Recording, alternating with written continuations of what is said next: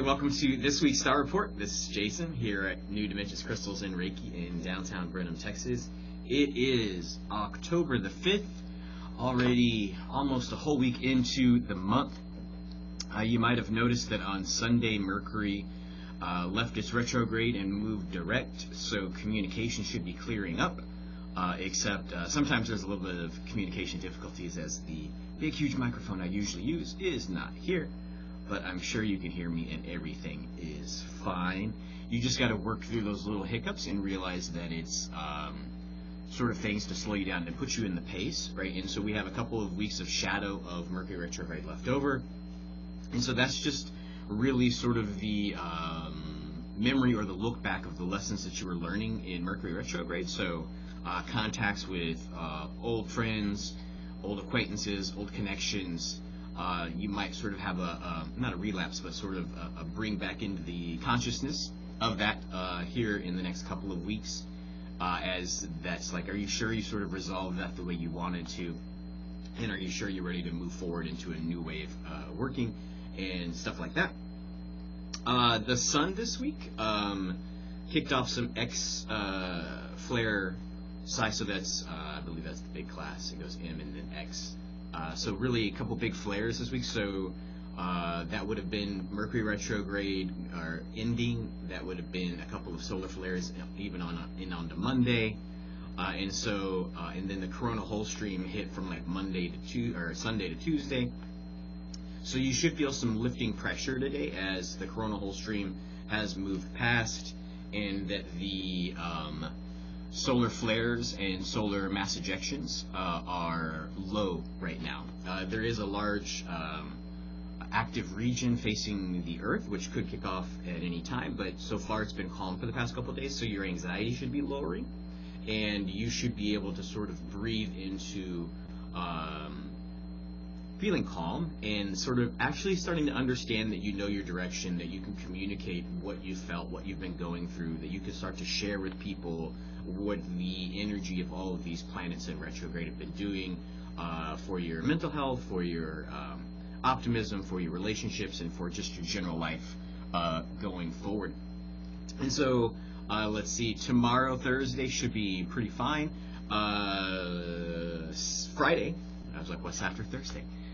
Friday should be the Draconid's meteor peak, right? So there's meteor showers. So just look up in the sky. You can Google which direction to look from your house, wherever you're watching this from. And then also on Friday, while those meteor showers are happening, Chiron, which is a planet that is currently in retrograde, is the closest to the Earth it's going to be all year. And so we remember Chiron is about our core wounds, right? So if our core wounds were given to us by relationships in our life, this Mercury retrograde ending and moving direct, this little bit of shadow, and then Chiron being close, you can sort of re-examine how you're moving forward from those core wounds, having solved them, having gotten some perspective on what has made you who you are, and if it has sort of caused any kind of trauma, then how you've sort of integrated that and moved that into the past, or move that into a tool of something that's made you stronger and have a better view of how the world is actually working and going for you. Then, woohoo! We get another move direct, which is October the 8th, or October 8th and 9th. So that'd be Saturday and Sunday. So over the weekend, Pluto is going to go direct. Right, so these were all the things that we were hiding from ourselves, the deep, sort of distant, never mentioned kind of stuff. Pluto was causing all that stuff to be raised up. And so if you found out some discoveries about yourself that you had either hidden away, locked away, or hadn't thought about in years, Pluto is moving direct now, and those things, the important ones at least, have come up, and you should have sort of addressed those and moved into a understanding with them, so that you can integrate the lessons from those things moving into the next year. And let's see, Friday, Saturday, Sunday is full moon under the 10-10 energy. So it's October, which is 10th month, 10th day. So the 10th day of the 10th month, we have a full moon, And full moon, put your crystals out in there, let them get cleansed. The full moon is really a cleansing energy because the moon is actually a magnet, which is sort of pulling things out of us, right? Which is almost creating space, which is why it's associated with divine feminine energy. And so that cleansing, that activation of the full moon is happening, I believe that is Monday is the full moon. So you can go ahead and put your crystals out Sunday night, Monday nights.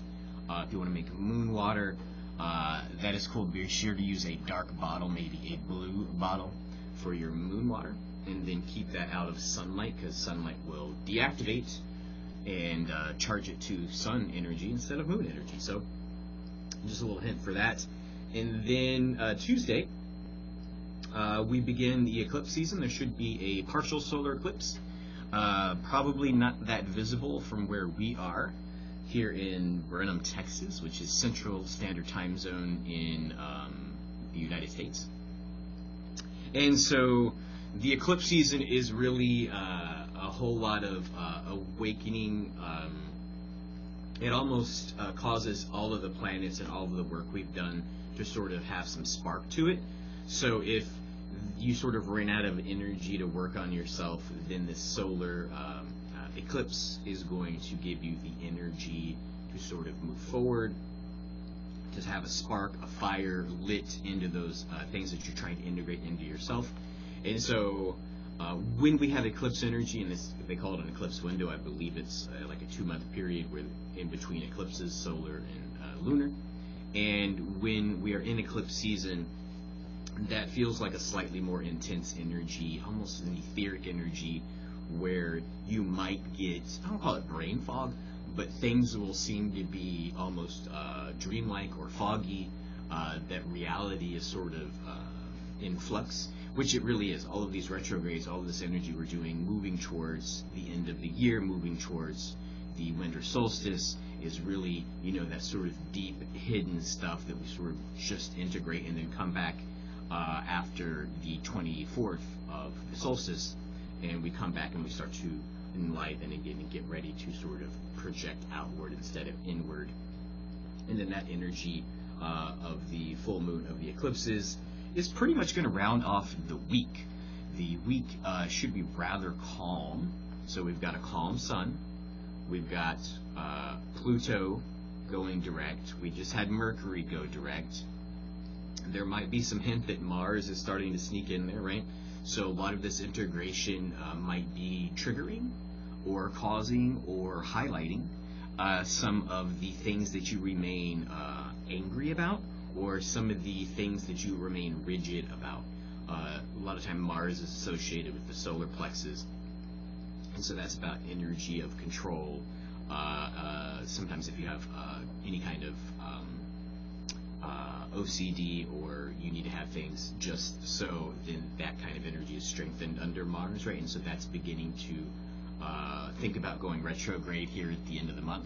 And so you might have some hints of anger in bouts. Go ahead and let that go, right? And so the sun is lowering its anxiety, the moon is fixing to cleanse, and so that energy of Mars should be more easy to deal with and less explosive, and more just sort of a simmering dissatisfaction with the disorder of not only the things that you're working on to reintegrate, to sort of reorder your life, but dissatisfying is in how the planet is going, and then how we're all reintegrating back into life after all the cultural changes of the pandemic and lockdowns and back to work and shortages in food and the economy and whatever else happens to be going on in your own personal sphere.